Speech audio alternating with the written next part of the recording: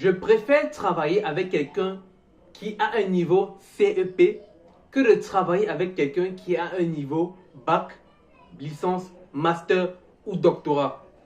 Pourquoi? On vous l'explique maintenant. Bonjour à tous, je suis Franck Arthur Zado, élève, professeur et vendeur spécialisé dans les pâtisseries. Nous avons une structure qui s'appelle The Waffle, qui fait de la vente des gaufres et des crêpes sucrées et salées. Lorsqu'on parle de salé, il s'agit principalement des farces faites à la viande hachée et au fromage, au jambon et au fromage et à tout autre type de farce bien voulu par vous, nos chers clients. Comme je l'ai dit en introduction, je préfère travailler avec quelqu'un qui a un niveau CEP par rapport à une personne qui a un niveau minimum licence ou un bac. Pourquoi? Parce que ces gens qui ont des diplômes un peu élevés, bac, licence, master, doctorat, ont tendance à mépriser parfois les clients et même parfois leur propre patron sous prétexte qu'ils sont plus diplômés que soit leur patron ou bien soit les clients qu'ils ont en face d'eux. Parce que même quand ils ont les licences et les masters en marketing et vente, ils sont tellement nuls dans ces domaines que vous vous demandez qu'est-ce qui se passe. Parce que quelqu'un, il est d'abord incompétent. Il n'a jamais eu à faire un stage, par exemple, pratique. Il n'a jamais eu à faire un stage où il a touché du doigt ce qu'il apprend chaque jour. Mais vous lui proposez, par exemple, poste de vendeur, il va être méprisant avec le client. Il va être méprisant parfois avec son patron. Ce qui va faire en sorte qu'il va être aigri. C'est pourquoi on retrouve ces secrétaires dans le ministère qui ont tout le temps le visage froissé, comme si on les a forcés à être là où elles sont. C'est généralement ce qui se passe. Parce qu'elles ne comprennent pas réellement, en réalité, ce qui se passe. Et ce n'est pas de leur faute.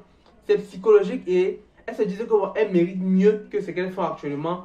Et raison pour laquelle elles sont toujours frustrées parce qu'elles voudraient travailler de manière gratuite sans faire d'efforts. Par contre, celui qui a le niveau CEP, déjà lui, il voit un peu la plupart des gens qui sont autour de lui comme des dieux. Parce qu'il se dit, eux, ils ont les diplômes, moi je ne les ai pas. Donc je dois donner le maximum pour montrer que je mérite ma place où je suis. Le gars qui a le master, lui dit qu'il mérite sa place, il a le master et tout. Par contre, le gars qui a le CEP dit qu'il va se battre pour prouver qu'il doit rester. Il mérite sa place et consort. Il va tout faire, batailler, être convivial avec les clients, respecter le patron, respecter ses collègues, même créer un écosystème harmonieux. Tout cela pour perdre les bons papiers de soit les patrons, soit les clients. Parce qu'il faut comprendre que même moi, mes premiers patrons sont d'abord les clients. Avant, mon boss qui me paye à la fin du mois, mais mon premier patron, sont mes clients en réalité.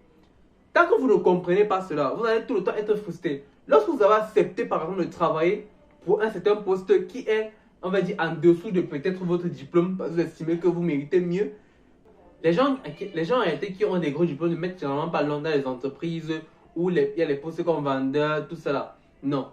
Généralement, ils mettent pas long. Généralement, c'est une phase en attendant de trouver mieux. Par contre, celui qui fait des OCEP, lui, il se dit, je préfère rester ici là parce que vraiment, je ne suis pas sûr qu'il va trouver mieux. Là, c'est psychologique. C'est vraiment psychologique. Et les gens qui ont généralement les bas diplômes ont tendance à plus se donner même dans le travail que ceux qui ont les gros diplômes. Ça, c'est un peu dans la plupart des domaines. Les gens qui ont les diplômes de bas niveau, on va dire c'est ainsi, ont tendance à beaucoup plus se donner par rapport à ceux qui ont de gros diplômes. Maintenant, en dehors de ça, en dehors du fait qu'il y a les diplômes et qu'on sent, moi je préfère réellement travailler avec quelqu'un qui a un bas diplôme mais qui est loyal.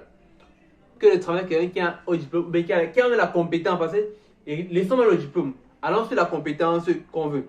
Je préfère avoir quelqu'un qui est incompétent mais qui est loyal que de travailler avec quelqu'un qui est compétent mais qui n'est pas loyal. Pourquoi? Parce que la loyauté, c'est quelque chose que on naît avec. On ne l'apprend pas, on ne la développe pas. Soit on l'a, soit on ne l'a pas. Par contre, la compétence, on peut la développer. Si vous ne savez pas, par exemple, monter un ordinateur, on peut vous l'apprendre.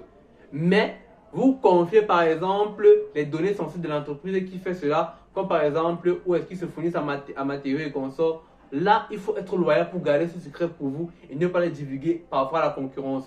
C'est là qu'intervient la loyauté. Beaucoup ne savent pas tenir leur langue.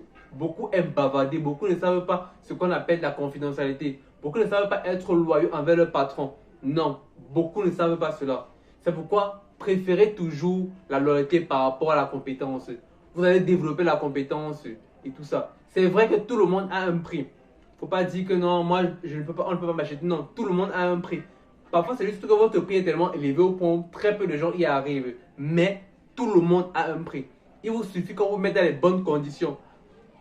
Et à la fin, vous allez devenir un voleur. Parce que quand vous voyez le voleur, vous allez dire que non, je ne peux jamais voler. Ah, dites pas que vous ne pouvez jamais voler. Parce qu'il suffit en fait que la vie vous mette dans les conditions qui vous poussent à voler. Et pour survivre, vous allez devoir voler. Ça, c'est vraiment ce qui arrive. Donc, on ne dit jamais que bon, je ne peux pas faire telle chose. Non, on ne dit jamais, jamais. Parce que vraiment, la vie, c'est quelque chose qui est très, très incertain.